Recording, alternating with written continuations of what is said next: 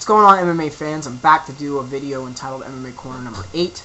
I'm going to run over a couple topics sent to me from several guys here in the MMA YouTube community. First topic was from Questionere, who is Greg, who also does MMA videos here in the MMA YouTube community.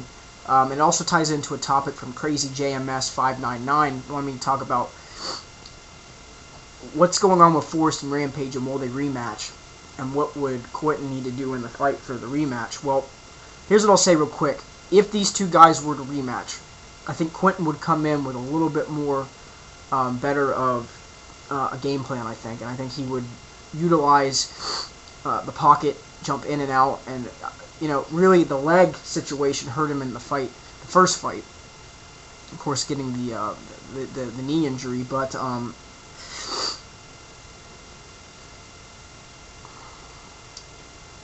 I think you would see Quentin utilize the clinch a lot more. I think you would see Quentin go for takedowns a lot more, and I just think the fight would be a little bit more different. Would it be the same outcome? Who knows? Anything can happen in MMA. But nonetheless, I don't think you're going to get to see this fight anytime soon. And Karsten, the new MMA analyst, made a great video about this, about his light heavyweight situation in the UFC. But there's money that's involved with these fights, and as soon as I watched his video, everything that he said I was already thinking about, which it's true.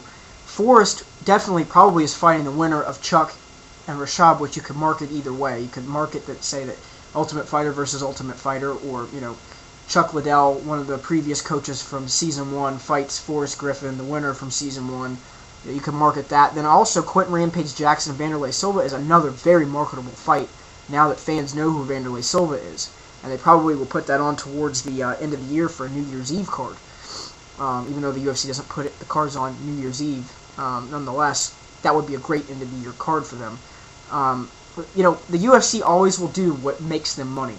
And is it politically correct? No.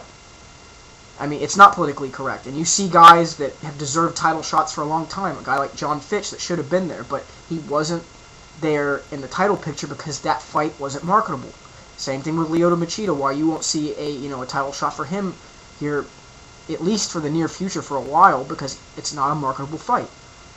And it's sad that we see that happen with MMA, but that's what the UFC's out to do. They're out to make money. So I think that's what you're going to see. You're going to see Forrest fight the winner of, just like Carson said, the winner of Chuck and Rashad, and probably Quentin fight Vanderlei, because those are the money-making fights. And there's 2 money-making fights there instead of 1 between Forrest and Rampage. So why not go with 2 money-making fights?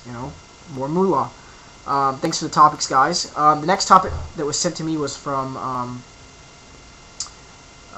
Liquid Fox 26, and wanted me to talk about GSP and Anderson Silva, and would Anderson Silva be able to handle GSP? Well, the question is, what weight class are they going to be fighting at? I don't think Anderson can make 170, but then again, if GSP moved to 185, he's a big dude. How much bigger are we going to see Anderson look? And I think it would be just a little bit more, size difference. I think Anderson would have a little bit more of the size differential. And in that fight, yes, I think GSP could take Anderson Silva down, because GSP is, one of the best athletes and has some of the best athleticism in MMA. And it's a tough fight to call. I think athleticism has to go to GSP, and I think striking would go to Anderson, clearly. But again, I'm not going to give a prediction on that fight. All I will say is that would be a great fight. It's a great clash of styles. It's a good stylistic matchup, and it really is a tough fight to call. And at 185, I would lean more towards Anderson. But again, anything can happen in that fight. That's a really tough fight to call. The next topic that was sent to me was from beboybadboy, talking about who I'd like to see coach the Ultimate Fighter here in the future. I'd love to see welterweights. If GSP holds on to the title, maybe GSP Thiago Alves as a future Ultimate Fighter coach clash. You could even have lightweights again. Maybe instead of for the title, maybe 2 guys that have history, maybe like Sean Shirk and Kenny Florian if Kenny doesn't win against Roger Huerta. You could also do middleweights. I mean, there's a couple really good ideas for coaching for the Ultimate Fighter, but those are the ones that really come to my mind. as of right now. But I'm sure that everyone has different opinions of who could be a coach on The Ultimate Fighter. So thanks for the topic. Then Rich Hobo 53 wanted me to talk about Chris Lieben and Michael Bisping, and I won't go into who I think wins the fight, but what I will say about that fight is that will be a great fight for as long as it lasts. Somebody is going to come out of that fight either TKO'd or knocked out. That's how I see that fight ending up. And I'm not saying it happens in the first round or even the second round, but it will be an exciting fight for as long as it lasts, because I think someone goes away TKO'd or knocked out in that fight. So it's a great fight. It's going to be fun to watch. It definitely is going to be a great fight to watch. Those of you that are into the technical style of stand-up, that's going to be a great fight. That is going to be an excellent fight, because both those guys are going to come out and they're both going to trade.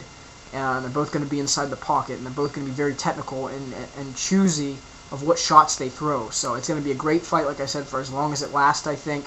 And thanks for the topic. So leave me some ideas for my next MMA Corner video, and always leave me some comments, constructive, negative, positive. And on that note, you guys, have a great day.